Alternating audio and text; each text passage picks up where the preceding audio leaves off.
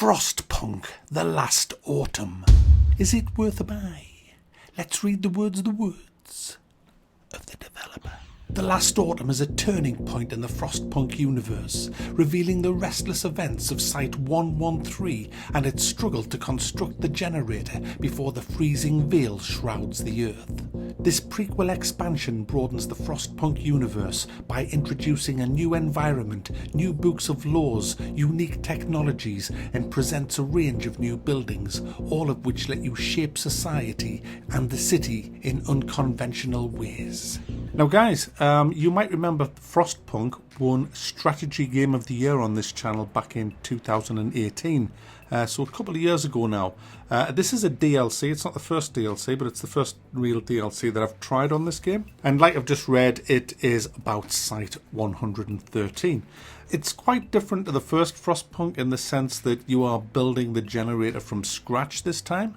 Whereas the last time you were sort of unlocking parts of the generator and you were already in the middle of winter. This is autumn, and the group of people don't really understand what's coming, and it comes quite quickly. Oh, we've got a new bell, guys.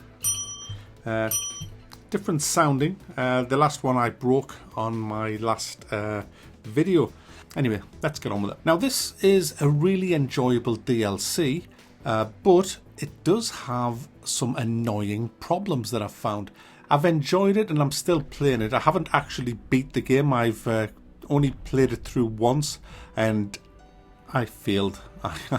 I failed, guys. I failed absolutely miserably, but I had such a good laugh doing it. It's such a weird game to play because you start off, you're the boss. You kind of assign everybody to their jobs. You have to build them houses. It's a city builder. If you missed Frostpunk in 2018, it's a bit of a city builder. You build symmetrically around the core. The core will eventually be a source of heat, so you have to build your houses and your work buildings around that. Not so much in this one because you haven't even built the core yet, but that was more for Frostpunk. This one you don't have to worry so much about the heat till end game. So you're still building around the core though, with your houses and your research stations, your foraging posts, your different mines, your different buildings that you need to build the core. The core is built up of loads and loads of different stages, different components. You're going to need forges and workshops just to produce the components that you need, and everything's on a time. It's all on the clock. You are against the clock, and you can see whether you're ahead of schedule or behind schedule. So it's a race. It is a race against time, and time is your destruction. This storm that's coming is a game changer. It's going to wipe you all out. You have got to get this thing built. Now you get new laws. Now what the laws are, they're things that you decide that you're going to bring into law, policies if you like. The people have to pretty much obey that. Now they can revolt against it, as mine did. They can get violent, as mine did. And they can get shot, as mine did.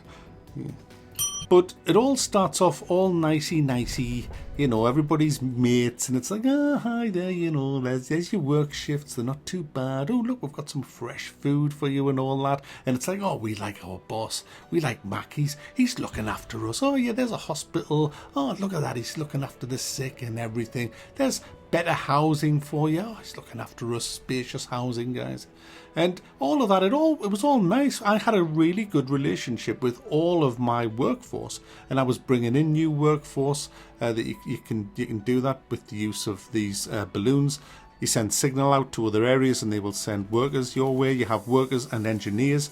There's a big difference between them. Some jobs will only be able to be filled by engineers, whereas workers can fill all. They're like the working class. The engineers are the kind of the educated people, you know. They're the doctors, the nurses, and all that. So you have to kind of get your arse into gear. You've got a lot of stuff to research, a lot of laws to put in place to help with your build, and you've got to build all the right machines to start building all the right components. You've also got to have search parties going out to find food and supplies and bringing them back. So there's a lot to kind of manage here. This is where it's very enjoyable but kind of flawed. I feel after playing it through once that there's not many different ways you can win this game. It's kind of like do it the devs way or you're going to be screwed.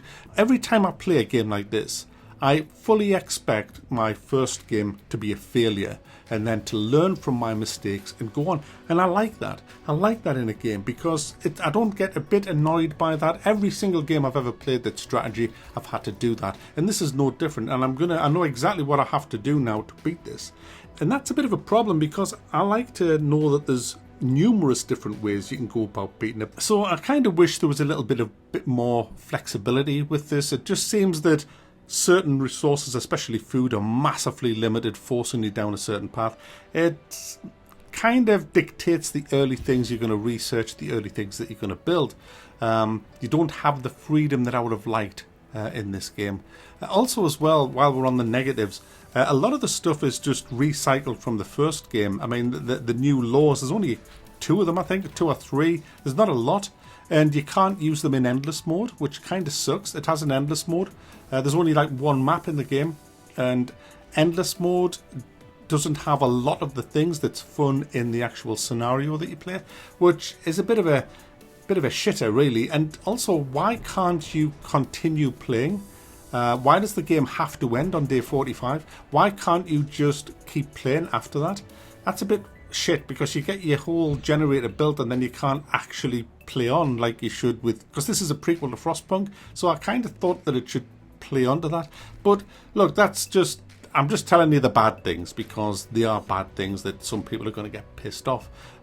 Anyway, the good stuff in this game is, for me, how the story actually panned out, how it changed me. Like I was saying to you before, I had a really good relationship with all my workers. I was meeting all their needs. I was passing really nice laws for them, and they were happy. I was happy. Everything was getting built.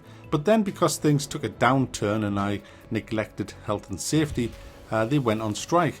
I tried to negotiate like any reasonable man would, and they rejected that with a bit of RNG.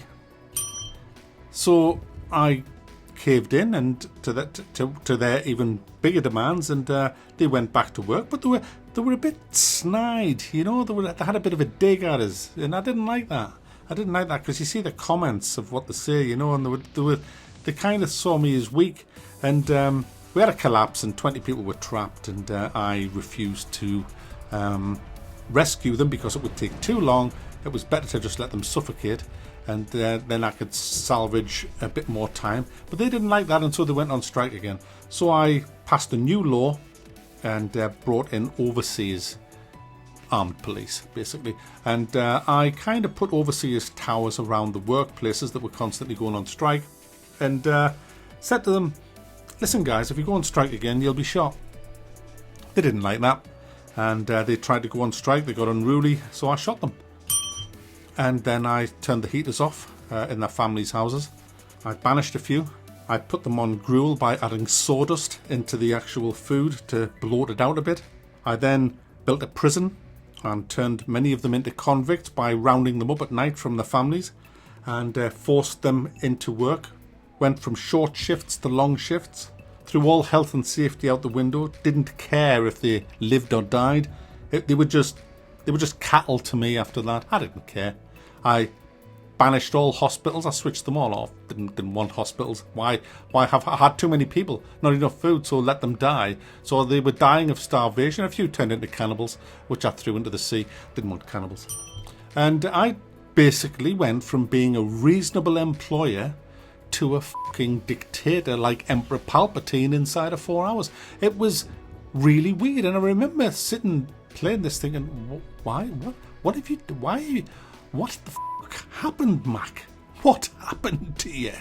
And it was just the way events went. It was not a planned thing. It just, I was pushed in the wrong direction, guys. And by the end of the game, the last half hour, I was willing them to fail. I wanted this storm to come. I wanted them to all freeze to death. I didn't give them a damn thing. There was people being shot in the streets. People were lying there. There was no one getting buried. There was bodies everywhere. It was a travesty. I can't remember how many died, but there was hundreds of people died.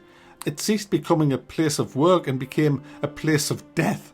And a few did escape in the end. You get a replay, fast forward replay of your entire game. And as I was watching it, I was thinking, yeah, that's when it went bad. Oh, there goes. There's the towers being erected. There's the jail. It's now become a death place. And it was all fun. I really did enjoy it, guys. It could have been better. It could have been a lot better.